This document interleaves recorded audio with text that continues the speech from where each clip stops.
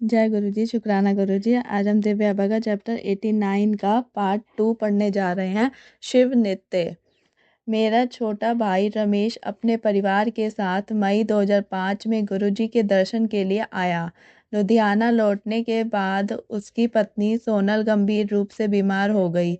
4-5 दिन से उसका तापमान 104 डिग्री रहा था और उसे मियादी ज्वर हो गया था। 5वें दिन स्वप्न में गुरुजी उसके स्वप्न में आए और विशु उसके पुत्र के बारे में प्रश्न करके बोले कि वह उसे आशीर्वाद देने आए हैं। सोनल ने उत्तर दिया कि वह बाहर गया हुआ है, किंतु वह स्वयं बहुत रुग्ण है और मरना नहीं चाहती। गुरुजी ने उसे चिंता करने के लिए मना किया और अपना हाथ आशीर्वाद के लिए उठाया। उनके हाथ से कुछ किरणें निकलकर सोनल के शरीर में प्रवेश कर गई। उस रात उसे बहुत पसीना आया। ज्वर घटने के निश्चित चिन्ह अगले दिन सुबह उठकर उसने फ़ोन पर मुझे स्वप्न के बारे में बताया। उस दिन से उसका ज्वर कम होना आरंभ हो गया और कुछ ही दिनों में वह पुनः स्वस्थ हो गई। एक ही दर्शन से गुरुजी ने उस पर अपनी दया वृष्टि कर दी थी। वह सब दर्शनार्थियों को देखते और परखते हैं और उनका ध्यान रखते हैं। गुरुजी महाराज की जय हो। नवंबर 2005 में एक दिन रमेश रामायण का पाठ करते हुए उस अंश पर पहुंचा जहां पर गुरु महिमा का वर्णन आता है। उसने गुरु जी के बारे में सोचा और एकदम अपने विचारों में उनके पास एम्पायर स्टेट पहुंच गया। उसने गुरु जी को अपने कक्ष से बाहर निकलते हुए देखा। उसने गुरु जी को आलिंगन में लिया तो वह 2 आकृतियों में विभाजित हो गए। एक अपने आसन पर जाकर बैठ गई और दूसरी शिव स्वरूप धारण कर 15 मिनट तक रमेश के साथ नृत्य करती रही। नृत्य करते हुए उसने गुरुजी से प्रश्न किया कि क्या अन्य लोग उन्हें देख सकते हैं, तो उन्होंने नकारात्मक उत्तर दिया और बोले कि उसे केवल आनंदित होना चाहिए। नृत्य के उपरांत शिव गुरुजी के शरीर में प्रवेश कर गए। इसी अवस्था में रमेश ने लंगर ग्रहण किया और वापस अपने घर आ गया। कुछ दिन बाद जब रमेश गुरुजी के दर्शन के लिए दिल्ली आया तो उसने यह अनुभव मुझे बताया। गुरुजी ने रमेश को अपने घर बनाने के लिए आशीष दिया। यद्यपि रमेश अत्यंत परिश्रमी था, पिछले 10 वर्षों में वह अपना घर नहीं बना पाया था। 29 मई 2006 को वह अपने घर में प्रवेश कर सका। उसकी बेटी देवयानी अत्यंत बुद्धिमती थी। परिश्रमी होते हुए भी वह सदा अपनी कक्षा में द्वितीय स्थान पर ही आती थी। कुछ ही अंकों से प्रथम स्थान पाने में असफल रह जाती थी। गुरुजी के दर्शन के बाद देवयानी वर्ष 2006 में न केवल अपने अनुभाग में अपितु पूरी छठी कक्षा के चारों अनुभागों में प्रथम आई। गुरुजी की कृपा इस प्रकार भक्तों पर प्रवाहित होती है। उसका भाई विशु भी इसी प्रकार के अंक लेकर 8वीं कक्षा में उत्तीर्ण हुआ, यद्यपि उसकी ऐसा करने की आशा नहीं थी। गुरुजी शिव दुर्गा है। मेरे बड़े भ्राता शिव कुमार पुष्कर ने अक्टूबर 2004 में मात्र औपचारिकता के कारण मेरे घर में आयोजित गुरुजी के सत्संग में भाग लिया। अंततः वह वर्ष 2004 के मध्य में गुरुजी की शरण में पहुंच पाए। उन्हें वहां पर अद्भुत शांति मिली। उसके बाद उनका स्वभाव अत्यंत शांत और सौम्य हो गया है। एक दिन मेरी भाभी अपनी प्रतिदिन की दिनचर्या के अंतर्गत दुर्गा स्तुति नहीं कर पाई थी।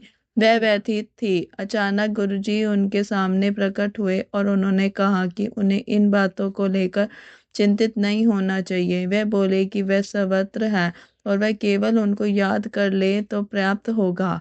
फिर भाभी जी को दिखाने के लिए कि वह दुर्गा भी हैं, उस रूप में परिवर्तित होकर उनको गले लगाया और अंतर्ध्यान हो गए। भाभी जी को घुटने में शूल रहता था। चिकित्सकों ने अनेक परीक्षण और औषधियों का दीर्घकालीन उपचार बताया था। शिवरात्रि 2006 को वह बड़े मंदिर गई और गुरु कृपा से उनकी वह वेदना उसी दिन से समाप्त हो गई है। 15 मई 2006 को हम शिव मंदिर गए। हॉल में शिव की प्रतिमा और गुरु जी का आसन है। मेरे बड़े भाई ने पहले शिव प्रतिमा को और फिर गुरु जी के आसन को नतमस्तक होकर आदर दिया। उन्होंने देखा कि संगत पहले गुरु जी को और शिव प्रतिमा को आदर दे रही है। वे सोचने लगे कि क्या उचित है। हम मंदिर में कोई 1.5 घंटा रहे और सत्संग का आनंद लेते रहे। जाते हुए मेरे बड़े भाई ने जब शिव प्रतिमा के सामने नतमस्तक होकर अपना सिर उठाया तो उन्होंने शिव के स्थान पर गुरु जी का मुख देखा। उन्हें अपना उत्तर मिल गया था। इससे कोई अंतर नहीं पड़ा कि पहले गुरु जी या शिव को प्रणाम करें, वह तो एक ही है।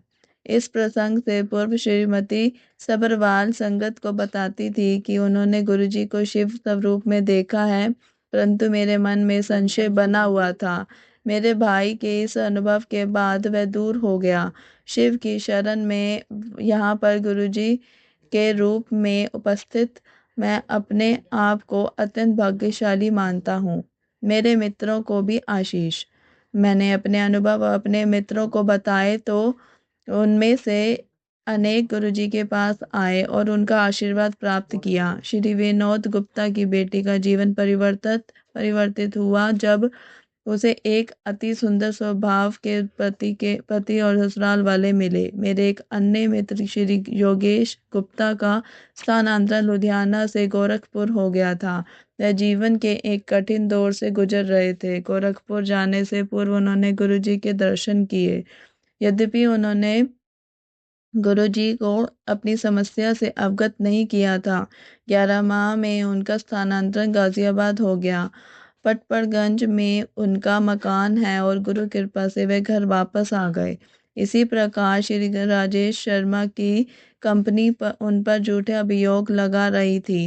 वह गुरुजी की शरण में आए और उन्हें शांति का आभास हुआ। उनकी कंपनी ने उन्हें मुकदमे के लिए अंतर्राष्ट्रीय वकील करने को कहा। उन्होंने मुझे बताया कि अब उनके पास प्रमाण के वकील हैं तो उन्हें कोई चिंता नहीं है। गुरुजी के पास आने के बाद कंपनी उन अभियोगों को भूल गई और वह अपने उसी पद पर सुखपूर्वक कार्यरत है। राजेश जालंधर में रहते हैं और वहां पर गुरुजी के मंदिर जाते रहते हैं। वैवाहिक समस्या का अंत। मेरी सास अपने परिवार सहित 1 जनवरी 2005 को गुरुजी के दर्शन के लिए आई। पिछले 10 वर्ष से मेरी पत्नी के भाई आशीष का दाम्पत्य जीवन अत्यंत व्यथित रहा था। जून 2005 में स्थिति अति गंभीर हो गई और ऐसा लगा कि शीघ्र ही तलाक ही जाएगा। मेरी सास गुड़गांव आई और उन्होंने गुरुजी के पास जाकर दंपत्ति के सुखी जीवन के लिए प्रार्थना करी। 1 सप्ताह में ही दंपत्ति के मध्य आई समस्या स्वतः ही समाप्त हो गई। उसके बाद वे दोनों गुरुजी के दर्शन के लिए आए। उनकी कृपा से आशीष और उनकी पत्नी अब सुखपूर्वक रहते हैं और अपने पुत्र की एक साथ देखभाल करते हैं। जय गुरुजी। शुक्राना गुरुजी। इसी के साथ ये पार्ट 2 दिव्य आभा का समाप्त होता है। कल हम दिव्य आभा में पढ़ेंगे चित्र से उपचार। मेरी वॉइस में अगर किसी को अच्छा लगे तो चैनल को शेयर, लाइक और सब्सक्राइब करना ना भूलें। ओम नमः शिवाय। शिव जी सदा साय। ओम नमः शिवाय। गुरु जी सदा साय।